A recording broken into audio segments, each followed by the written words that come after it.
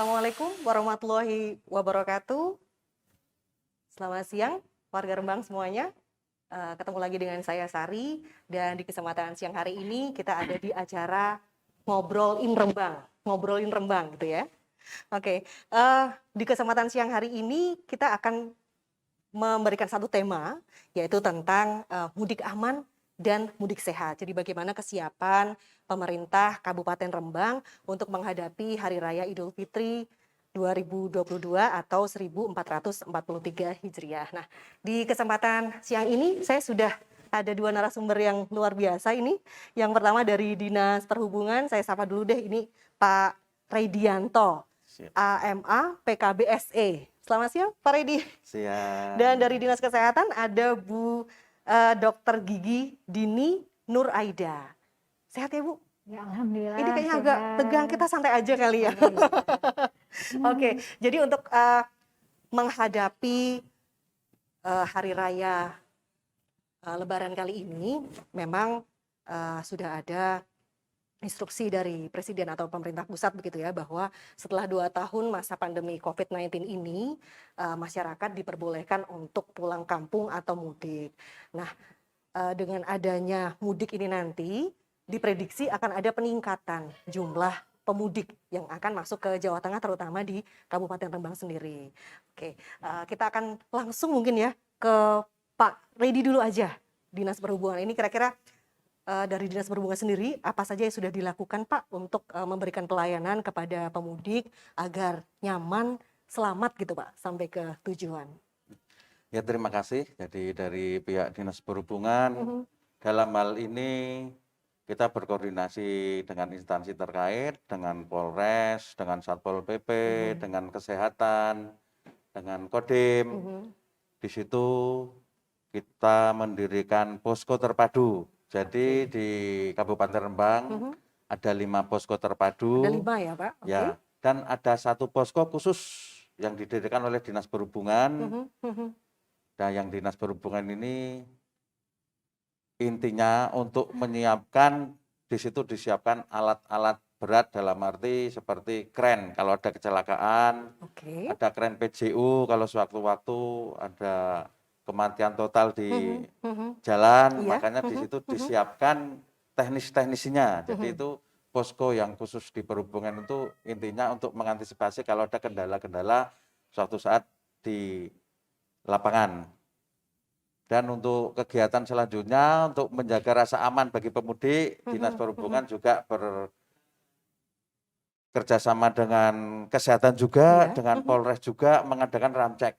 Jadi kita ada pengecekan kendaraan yang sudah kita lakukan di terminal, juga di... Ini berarti kendaraannya itu kendaraan untuk moda transportasi umum kah Pak? Atau Betul. bisa pribadi juga Pak? Sementara kita untuk angkutan massal.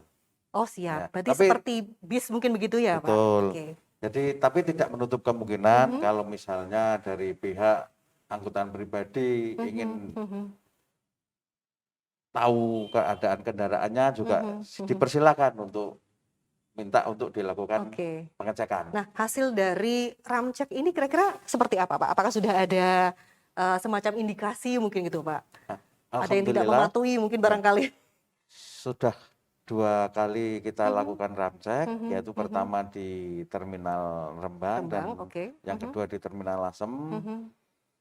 Sampai saat ini belum ditemukan adanya pelanggaran-pelanggaran. Kalau biasanya itu justru sekarang yang lebih rawan itu human error-nya dari pengemudi. Dalam hal ini mungkin ya semacam doping ya, narkoba mungkin itu. Makanya juga di situ Kesehatan melakukan tes urin. Tapi alhamdulillah 2 kali kita melakukan di nihil, tidak ada temuan. Kalau tadi Pak Redi menceritakan tentang posko gitu ya. Kemudian mungkin masyarakat juga pengen tahu nih Pak, posko yang sekarang ada itu bedanya dengan posko-posko di lebaran-lebaran tahun sebelumnya itu apa nih Pak? Nah, terima kasih. Jadi yang sangat menonjol sekali, kalau yang tahun ini kan sekarang setelah 2 tahun tidak ada mudik ya, ini tahun yang ketiga baru ada mudik. Jadi ini mudik raya mungkin begitu. Betul. Jadi yang sangat membedakan sekali sekarang di posko-posko itu kan Kesehatan juga menyiapkan Fasilitas, vaksinasi oke, ya. siap, Itu siap. yang sangat menyolok sekali. Lain dengan yang posko-pos yang terdahulu, yang jelas sekarang disiapkan juga tenaga medis untuk vaksinasi. Oke, berarti itu disediakan untuk pemudik yang memang kebetulan ingin singgah atau beristirahat di posko. Mungkin barangkali yang Ya. belum sempat vaksin gitu nanti bisa gitu ya, Bu Dini, seperti itu ya. Oke, mungkin sedikit beralih ke Bu Dini dulu ya, Pak. Kalau dari Dinas Kesehatan sendiri, Bu, tadi kita sudah bicara 2 tahun COVID gitu ya. Kira-kira perkembangan COVID sekarang seperti apa sih, Bu? Di Kabupaten Rembang ini memang terjadi penurunan angka kejadian COVID-19. Jadi memang kenapa pemerintah saat ini mengambil kebijakan untuk membebaskan ya, untuk dilakukan mudik, memang dari data yang didapatkan untuk angka kejadian COVID-19 ini mengalami penurunan. Jadi begitu pula di Kabupaten Rembang, yang mana sebagai informasi untuk data kejadian COVID di Kabupaten Rembang ini penurunannya sangat signifikan ya. Jadi kira-kira di kisaran Januari, di bulan Februari sampai dengan bulan April ini dari data yang kita dapatkan itu untuk kejadian kasus COVID ya, itu memang kita untuk kasus COVID di saya buka data dulu ya, Mbak, gitu ya. Jadi untuk yang kasus konfirmasi itu 902 kasus, kemudian kasus sembuh 864 kasus, dan kasus meninggal dunia 36 kasus. Ya, jadi dari sini kita bisa lihat ada penurunan yang sangat signifikan. Gitu. Jadi sudah landai kurvanya, terus kita jadi seenaknya mungkin begitu ya, Bu Dini ya. Tetap harus patuh prokes gitu lah. Ya. Oke. Kemudian tadi tentang COVID gitu ya. Terus sekarang bagaimana juga dengan capaian vaksinasinya, Bu? Kalau di Kabupaten Rembang sudah seperti apa? Untuk capaian vaksinasi, memang di Kabupaten Rembang ini termasuk kita agak kurang ya, Mbak. Kalau dibandingkan dengan kabupaten lain di Jawa Tengah. Jadi saat ini Kabupaten Rembang itu berada di level 2. Level 2. Dan memang saat ini kita sedang mengejar bagaimana Kabupaten Rembang itu untuk menjadi di level 1.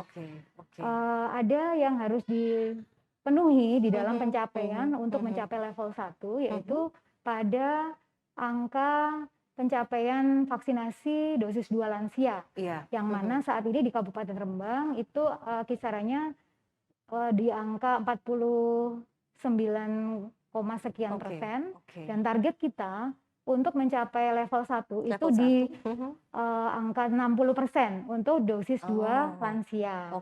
Nah, ini memang memerlukan strategi khusus ya, karena kita sendiri juga memahami bahwa dengan adanya target yang tidak mudah ini dan tentunya lansia itu memang adalah kelompok usia khusus ya, rentan, mungkin barangkali paling rentan dibandingkan dengan usia-usia lain gitu ya. Jadi untuk pendekatan kepada usia lansia ini kan memang harus berbeda gitu nggih. Terus dan ini kita memang strateginya memang harus segera. Jadi targetnya itu 6.000 suntikan 6.000 ya orang. untuk mencapai. Itu harus dalam jangka waktu berapa? Ini kita targetkan dalam 6 hari ini gitu ya. Dalam 6 hari ini kita harus segera, dan itu perkiraan ya tiap wilayah puskesmas itu harus 400 ya. 400 sasaran dosis 2 untuk lansia. Kemudian barangkali mungkin ada kegiatan-kegiatan lain gitu, Bu Dini, yang bisa dilakukan untuk mengejar percepatan terhadap capaian vaksinasi COVID sendiri. Sebagai informasi ya, di Kabupaten Rembang ini ada kegiatan gebyar vaksinasi lansia. Jadi dimulai kemarin pada tanggal awal bulan Ramadan, awal bulan April ini barangkali sampai dengan tanggal 28 besok itu terakhir kita lakukan percepatan dengan strategi mengadakan gebyar vaksinasi Ramadan Gemilang. Itu kalau boleh tahu di mana saja, Bu Dini?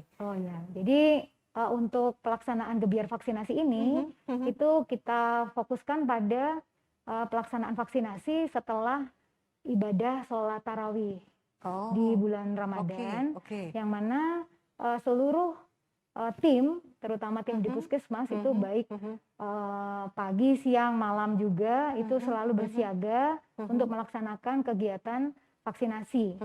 Jadi kita dengan adanya kegiatan ini harapannya target vaksinasi di Kabupaten Rembang dapat meningkat ya untuk mencapai sasaran dan tentunya target dari Bapak Bupati untuk bagaimana Kabupaten Rembang dapat mencapai level 1. Amin. Gitu. Semoga Amin. bisa segera tercapai Ya, gitu ya Bu Dini. semoga. Mungkin barangkali ada data secara khusus gitu Bu Dini terkait dengan hasil capaiannya sudah berapa nih dengan adanya program vaksinasi, kebijakan vaksinasi tadi. Ya, ya. Jadi gini Mbak, untuk capaian dosis vaksinasi Kabupaten Rembang itu kan ada 3 ya, 3 data yaitu capaian dosis 1, dosis 2, dan dosis 3. Dosis 3 atau booster ya. Untuk capaian dosis 1 Kabupaten Rembang itu sudah di angka 89, sekian persen. Kemudian untuk dosis 2 itu kira-kira sekitar 69, sekian persen, dan dosis 3 atau booster capaiannya adalah sekitar 13, sekian persen. Jadi inilah sebenarnya menjadi sebuah keberhasilan ya, peningkatan dosis yang lumayan ya. Tetapi ya karena persyaratan untuk pencapaian menjadi level 2, level 1 ya di Kabupaten Rembang itu adalah pada dosis 2 lansia yang harus mencapai 60%. Yang pada kenyataannya kita masih di angka 49, sekian persen. Tapi optimis bisa mencapai ya, itu bismillah, gitu ya, Mbak. Ini kita sedang berikhtiar menuju ke sana. Siap. Oke. Saya kembali lagi ke Pak Reddy dulu, yang selalu ready nih beliau. Pak Reddy tadi sedikit bercerita tentang posko gitu ya.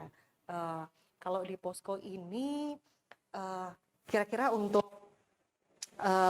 layanan yang ditambahkan selain layanan kesehatan itu barangkali mungkin ada lagi gitu Pak, atau misalnya seperti cek kesehatan yang lain barangkali. Terima kasih. Jadi intinya kalau di posko itu kan justru di sini yang mendominasi itu untuk kesehatannya. Dalam arti pihak pemudik itu biasanya bersinggah di posko itu karena lelah. Yang pertama yang jelas itu dia masalah lelah, pengen istirahat dengan aman, makanya beliau beristirahat di tempat posko, karena memang di posko-posko itu disediakan area untuk beristirahat. Nah, di samping beristirahat juga biasanya dari pihak posko dalam hal ini kesehatan menawarkan mungkin ada yang perlu diperiksa, mungkin ada yang sakit, ada yang butuh obat, dari pihak kesehatan selalu menyediakan obat-obat yang dibutuhkan urgent saat di jalan. Oke, siap. Kemudian untuk pelayanan yang lain selain ada posko, kemudian juga ada ramcek tadi ya Pak. Barangkali Pak Reddy bisa menjelaskan apa lagi nih yang bisa ditawarkan oleh Pemkab kepada para pemudik, fasilitas apa saja yang kita berikan. Terima kasih. Jadi sesuai dengan instruksi Bapak Bupati dalam rangka menghadapi mudik tahun ini, dari pihak perhubungan diberi tugas untuk menyiapkan PJU, penerangan jalan umum. Jadi khususnya di jalur Pantura dan jalur jalan nasional. Jalan nasional di sini Jalan Rembang Blora dan Jalan Rembang Bojonegoro. Oh siap, oke. Dari pengadaan atau pemeliharaan terkait dengan penerangan tersebut Pak, kira-kira sejauh ini sudah mana saja atau implementasi di daerah mana saja yang sudah diperbaiki, kemudian masih ada kekurangan di mana lagi begitu Pak? Baik, terima kasih. Jadi di samping jalan-jalan kabupaten, jadi prioritas kita untuk mengantisipasi arus mudik, Jalan Rembang Blora 90 sudah 95% ya Pak. Berarti kalau kita ke sana sudah terang benderang mungkin. Untuk yang jalur Pantura Rembang Kaliori Sarang memang ada beberapa titik yang masih gelap karena memang itu lampunya menggunakan solar cell. Jadi dia menggunakan tenaga surya. Itu kalau memang itu rusak, memang kita belum bisa, untuk teknisinya belum siap. Siap. Oke. Ya. Berapa titik yang sudah diperbaiki Pak? Mungkin terbaru saat ini? Untuk yang jalur-jalur untuk mudik kita sudah memperbaiki kemarin dari ada sekitar 80-an yang laporan dari 80 masyarakat titik yang ya, Pak? mati, dan kita sudah bisa menangani, hanya ada Mhm. beberapa yang belum bisa Ditangani. belum bisa nyala karena Oke. memang untuk onderdil dari lampu tersebut kita masih menunggu karena tidak ada yang tidak dijual di Rembang, itu kita Oh, harus pesan. siap. Oke, oke. Baik, tadi sudah bicara tentang lampu penerangan jalan umum juga. Mungkin barangkali yang paling krusial adalah terkait dengan antisipasi terhadap kemacetan barangkali begitu ya, Pak. Karena kalau sudah lebaran atau mudik raya ini kan orang sepertinya udah tumpah blek gitu ya di satu tempat yang memang itu misalnya tempat wisata atau tempat-tempat lain yang memang bisa mengundang keramaian gitu, Pak. Nah, ini kalau dari Dinas Perhubungan ini kira-kira langkah antisipatif apa yang dilakukan untuk pengaturan atau pemberian jalur-jalur alternatif di titik-titik kemacetan? Jadi di sini di pihak perhubungan selalu berkoordinasi dengan pihak Polres. Nanti kita sudah petakan untuk membuat rekayasa lalu lintas. Jadi kita sudah mengantisipasi misalnya ada kemacetan di daerah Kaliori. Kita sudah mengantisipasi dengan rekayasa lalu lintas itu, kita selalu rapatkan dengan pihak Polres dan kita sudah menentukan jalur-jalur untuk jalur alternatif.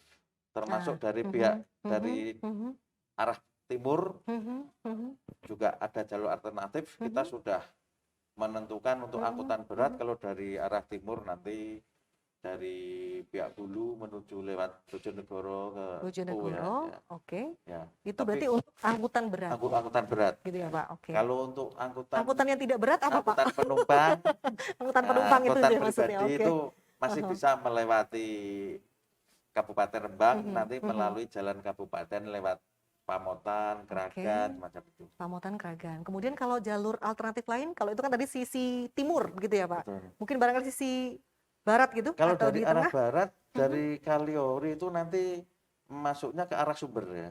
Oke. Nah, dari di Oke. situ nanti ada Wiroto itu nanti masuk ke arah Sumber, terus nanti ke arah ini Ngondoteko, nanti baru masuk ke kota lagi, ke Pantura lagi. Oke, siap. Ya, kami lanjut ke Bu Dini deh ini kayaknya. Tadi Pak Redi juga sudah memberikan penjelasan tentang fasilitas apa saja yang ada di posko terutama mungkin gitu ya, Bu. Nah, kalau dari Dinas Kesehatan sendiri nih, kira-kira fasilitas kesehatan lain yang disediakan itu apa saja? Dan mungkin bisa diceritakan berapa banyak personel di sana atau layanan apa saja yang bisa diperoleh oleh pemudik? Baik Mbak, terima kasih atas pertanyaannya. Di masing-masing posko yang tadi sudah disampaikan sama Pak Redi ya, terkait kita ada posko gabungan di 5 tempat, itu untuk layanan dari kami, dari Dinas Kesehatan, itu ada petugas yang jaga. Jadi jaga standby 24 jam, yang mana di sini ada tim medis yang akan siap siaga bila pada pelaksanaan arus mudik lebaran didapatkan pemudik yang ada keluhan di dalam perjalanannya. Itu jadi nanti kita juga di sini ada PSC ya. Oh iya. PSC 119 ya, Mbak. 119.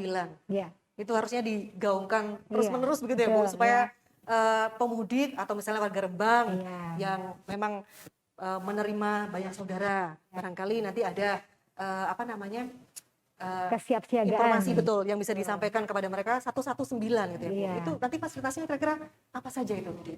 Jadi memang di dalam pelayanan PSC ini kita berharap ini kan ada 2 posko ya Mbak untuk PSC yaitu untuk melayani yang wilayah barat itu ada di Dinas Kesehatan, kemudian yang Rembang Timur itu di Puskesmas Luke, bangunan rawat inap yang lama. Jadi di sana itu harapannya dengan kita mendapatkan informasi sesegera mungkin, maka kegawatan yang terjadi, semisal terjadi adanya kecelakaan ataupun kejadian yang tidak diharapkan, itu dapat diinformasikan secepat mungkin dan segera dibawa ke fasilitas pelayanan kesehatan terdekat. Jadi oke. untuk kegawatan ini kalau misalnya segera teratasi sehingga bisa menghindari efek samping yang lebih berat Lebih lanjut ya, atau lebih lebih berat lanjut begitu. sehingga Oke. kan ini kita menjadi sebuah kesiapsiagaan Betul, betul, begitu. betul. Jadi Oke, untuk oke. yang di posko di Dinas Kesehatan. Jadi kita memang untuk tadi disampaikan ada layanan vaksinasi. Itu kan Oke. kita ada pemasangan barcode Peduli Lindungi pada seluruh posko yang ada dan ini barcode dari Dinas Perhubungan gitu. Dan nanti harapannya dengan seluruh pemudik yang Datang mampir gitu ya ke posko, kemudian kita barcode itu nanti digunakan dan nanti bisa terdeteksi Oke, status vaksinasi dari pemudik. oke. Harapannya Oke. itu segera dilakukan vaksin gitu. Oke, baik. Itu terus kemudian ini, kalau misalnya banyak pemudik itu kan biasanya mereka stay agak lama ya, karena memang ini liburnya juga cukup lama gitu ya, Bu Rini. Biasanya kan kita hanya libur paling 2-3 hari sudah masuk kerja lagi begitu. Nah, kemungkinan kan nanti akan ada semacam apa ya, peningkatan pengunjung mungkin barangkali di tempat-tempat wisata kita, karena memang Rembang itu kan terkenal dengan tempat wisatanya yang indah gitu ya, terutama di pantai. Nah, mungkin kira-kira dari Dinas Kesehatan sendiri, Bu, apakah ada semacam fasilitas tambahan barangkali yang nanti disediakan di tempat-tempat wisata atau tempat-tempat keramaian lain untuk mengantisipasi lonjakan COVID tersebut? Jadi untuk sementara kita sedang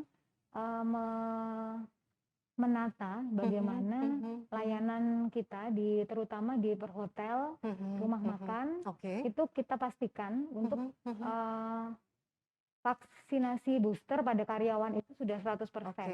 Itu target yang pertama kali. Jadi layanan aman pada seluruh pemudik yang datang. Betul, gitu. betul. Kemudian untuk selanjutnya ini sedang kami juga tata, rencanakan ke depan untuk bagaimana masing-masing layanan publik ya yang mendatangkan keramaian itu kayak tempat wisata, restoran, hotel itu kita berikan barcode Peduli Lindungi yang harapannya itu tadi sehingga kita bisa segera men-screening ya. Betul. Nah, capaian vaksinasi dari pemudik tersebut. Gitu. Oke, baik. Mungkin satu lagi dari Dinas Kesehatan, Bu.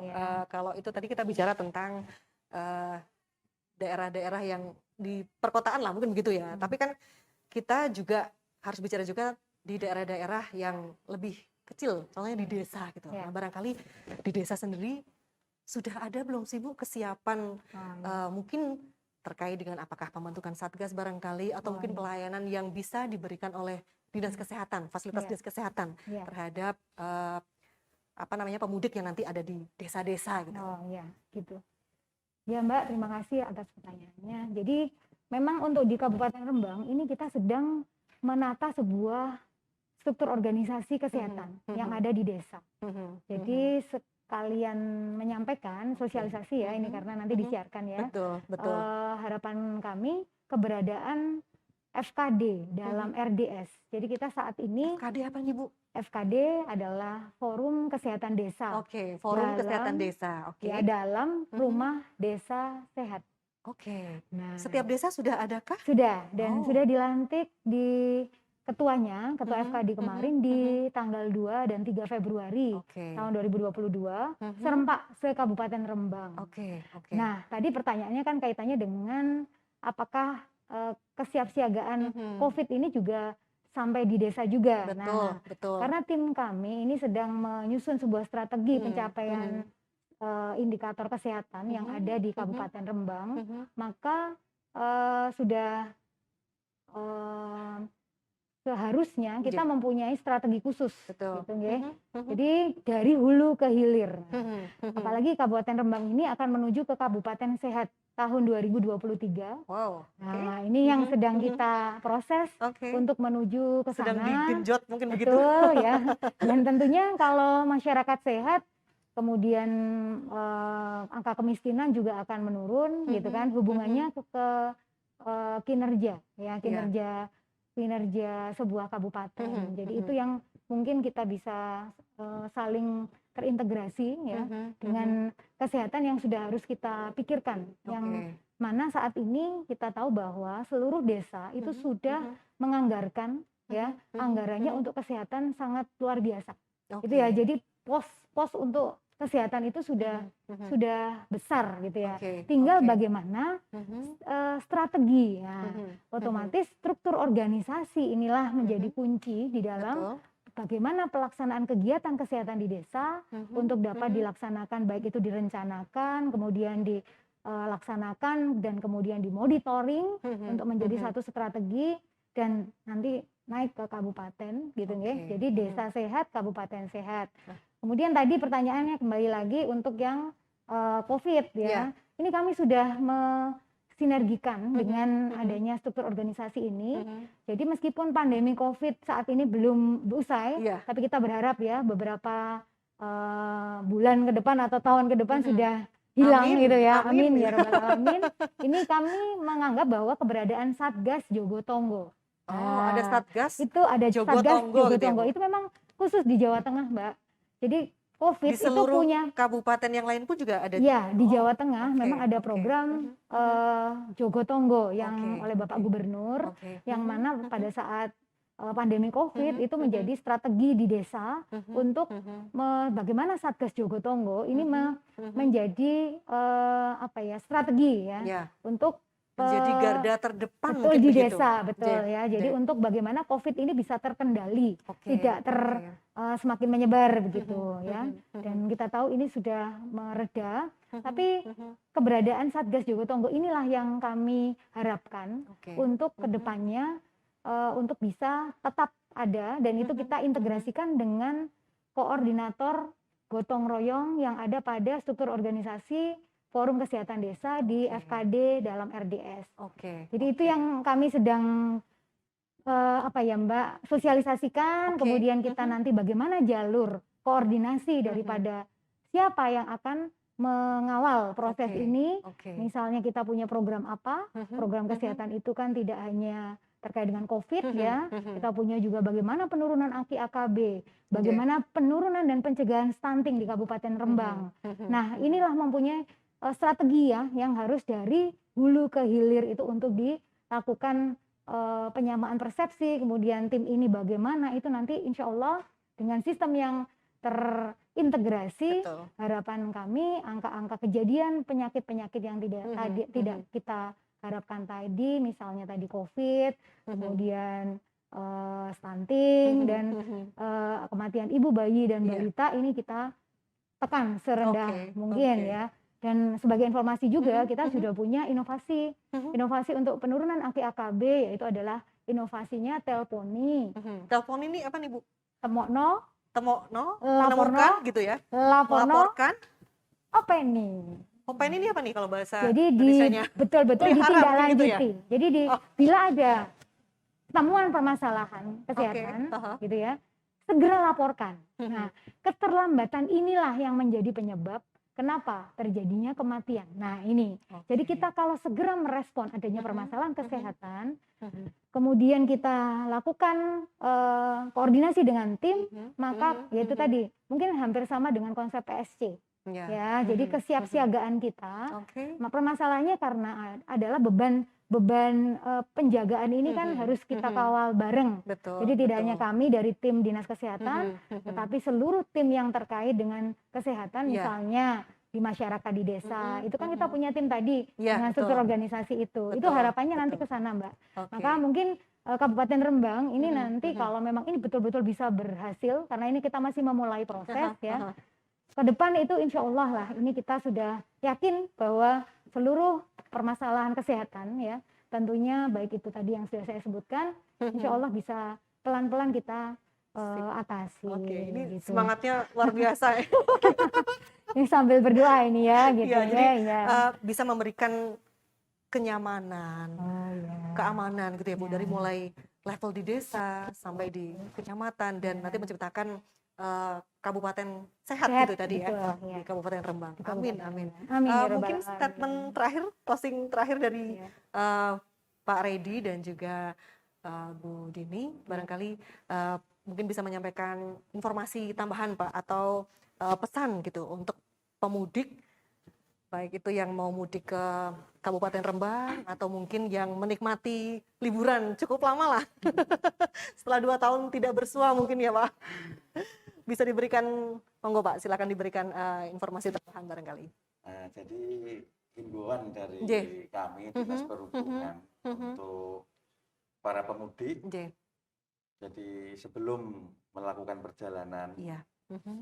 dihimbau untuk benar-benar disiapkan armadanya, baik dari segi teknisnya, dalam arti dari kesiapan kondisi rem, kondisi lampu, karena itu harus benar-benar disiapkan. Gitu ya, Pak. Di samping itu juga yang tidak kalah penting dari segi administrasi, kelengkapan surat-surat. Oh betul, betul. Kalau dari Bu Dini nih kira-kira ada yang perlu disampaikan nggak ke masyarakat secara umum begitu Bu Dini? Jadi meskipun kita saat ini sudah diberikan kebebasan ya, oleh pemerintah dengan panjangnya waktu cuti, ya, betul. Ada sekitar seminggu ya, untuk jangan kita waspada, harus jangan kita lengah. Betul, gitu ya. betul. Kewaspadaan tetap harus dijaga. Betul. Karena saat ini pemerintah Indonesia belum mencabut status pandemi COVID-19 dan protokol kesehatan ini tetap harus dilaksanakan. Kita perketat ya. Sebenarnya permasalahan COVID-19 ini akan terselesaikan bila seluruh masyarakat itu disiplin protokol kesehatan. Betul dia. Ya, penggunaan masker, jaga jarak dan lain sebagainya. Itu yang menjadi sebuah budaya ya, yang harus diingat-ingat. Ya, apalagi yang berpergian ke luar kota, yang mudik gitu ya. Dan tentunya ini menjadi sebuah persyaratan ya. Sering cuci tangan begitu ya. Itu yang kami pesankan untuk seluruh pemudik dan seluruh masyarakat yang ada.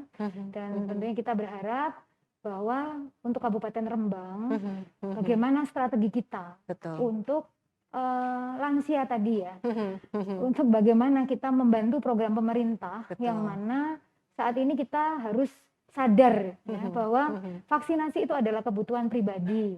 Jadi betul-betul ini yang harus diberikan kesadaran oleh petugas yang ada. Self awareness mungkin gitu ya. Memang tadi yang kesulitan dengan lansia, tetapi kita akan ke arah ke edukasi ya, untuk kesadaran daripada masyarakat yang belum tervaksin, terutama vaksin dosis 2 yang untuk di Kabupaten Rembang yang lansia. Ini kita harap untuk mudah untuk dilakukan persuasi kepada tim, karena tim sendiri sebenarnya kenyataan di lapangan kita sudah sangat kelelahan ya. Sudah 2 tahun lebih ya kita berkutat sudah dengan sangat menguras energi, tenaga, pikiran begitu. Jadi kita ini harapannya dengan ini vaksinasi tercapai, level 1 tercapai, COVID sudah hilang ya. Amin. Amin. Doanya seperti itu gitu ya. Iya, doanya begitu. Jadi kita bisa istirahat nih. Mikir penyakit yang lain. Sepertinya itu kayaknya terkonsentrasi pada COVID. Gitu. Penyakit kan banyak gitu ya. Jadi agak terpinggirkan gitu ya. Jadi tapi untuk Rembang alhamdulillah masih bisa untuk menjaga keharmonisan ya, perhatian ini. Dan itu semoga nanti di masa-masa seperti saat ini betul di masa saat ini hingga nanti akhir dari Lebaran kita kembali lagi arus balik gitu ya. Dunia tidak ada kasus lonjakan lagi gitu ya. Harapannya seperti itu semuanya. Beritanya positif gitu ya semuanya. Oke, baik. Demikian terima kasih untuk narasumber Pak Redi dari Dinhub dan juga Bu Dini dari Dinas Kesehatan. Demikian kegiatan ngobrolin Rembang kali ini. Sampai ketemu lagi di kesempatan yang lain. Assalamualaikum warahmatullahi wabarakatuh.